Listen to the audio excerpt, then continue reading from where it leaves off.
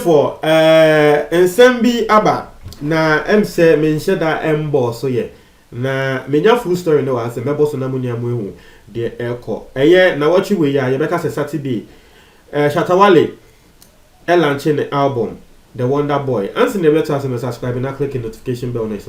Now Shatta Wale album The Wonder Boy album be when you show our friend at the Rain concert.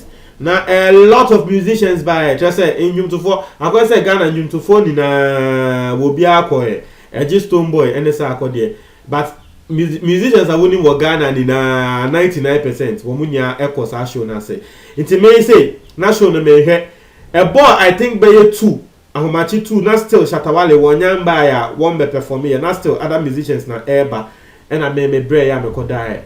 Na me ko die no me sorry the next day no say na insem akokoso into me sorry the next day no me ko tia video no so baby am hwe do a live stream no baby am hwe do na me ko tia so na etie for enye easy say ade ba ko a trendy ye pan new musician ya wa ba ye friend Fantana bullet ye beka se formal and a formally dey na wo manage Ebony asisi a o manage Wendy Shea no the new musician bia wo yo ba ye friend Fantana wono nso wo bomodin ye pa wono nso eko perform ye tie for na enye asem kuma na Fantana perform video eko viral and ansem asisi ankofo come from The Wonder Boy no wo hwa akoye say Shatta Wale na organize show no but show no kran asisi na Shatta Wale ho asem ene ye kan Fantana ho asem ne ye ka because video bi wo ho a wo be hu say Fantana ko sha atare straight dresser short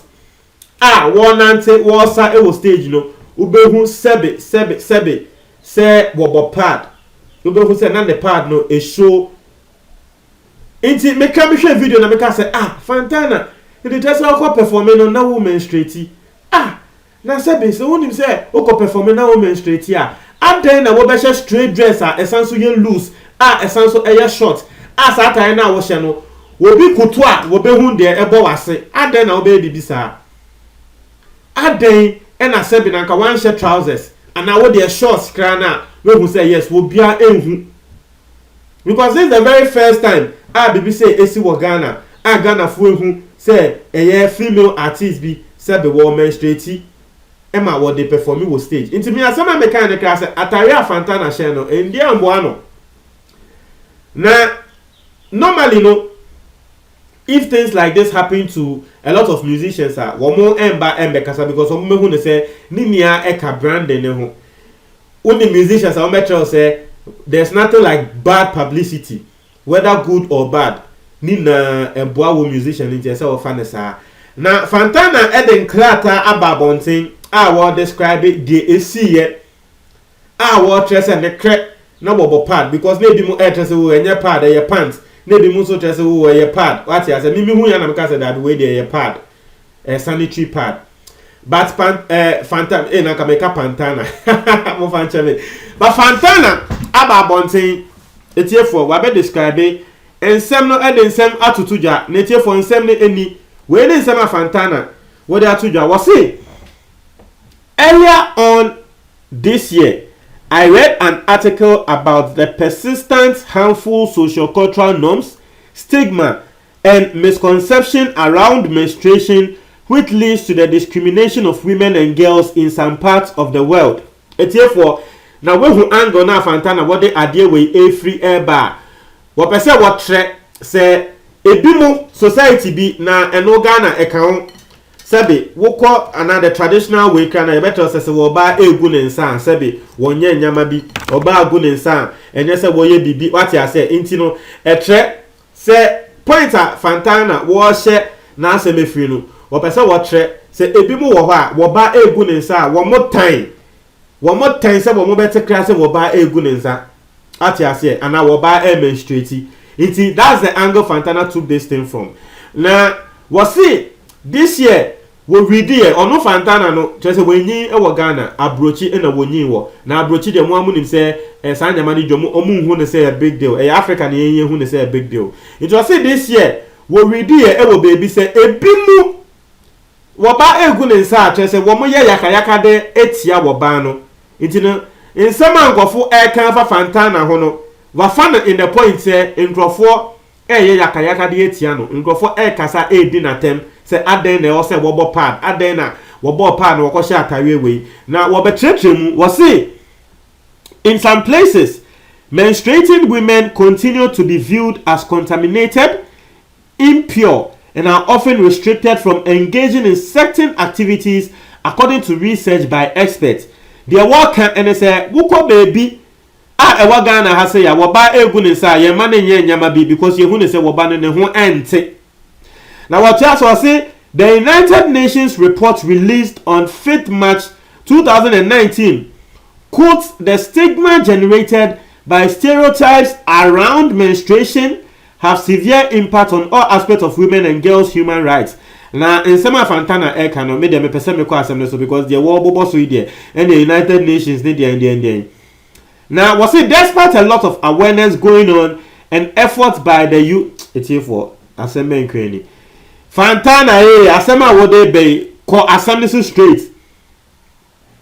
Now, yanko so I say I want to urge every woman to resist being discriminated against because of menstruation.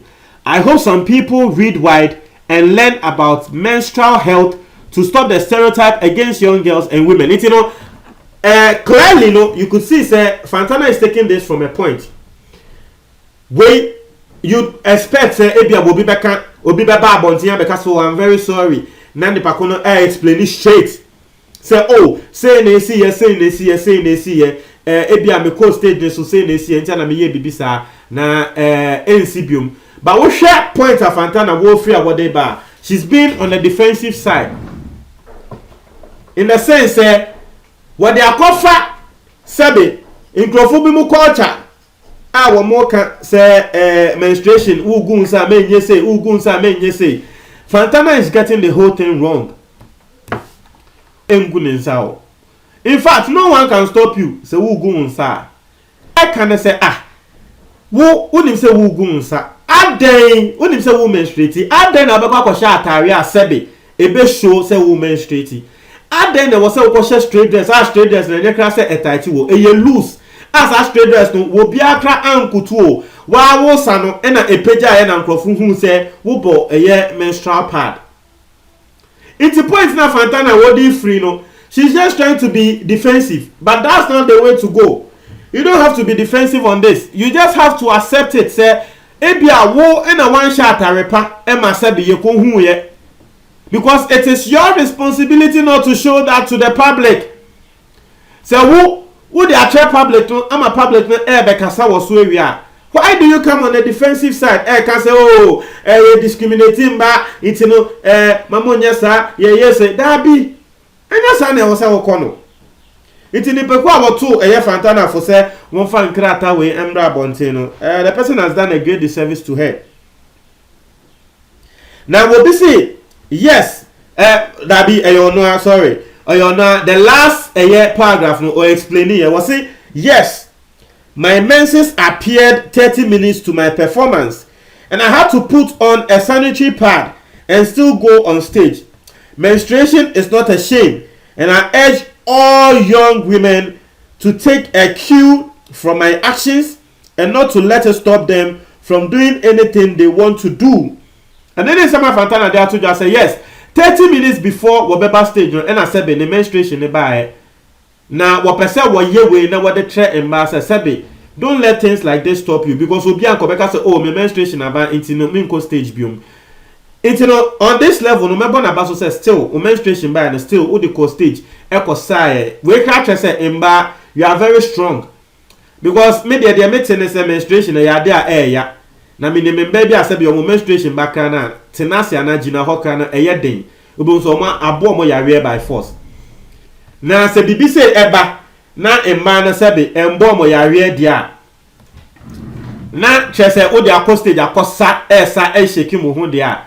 Not to say you are very strong, but maybe the end say 30 minutes before I walk on stage, our menstruation abano. Why do you still wear such a dress? Now there was a pair trousers be share and I will pair shorts be share. That's my thoughts. One time I do me that say.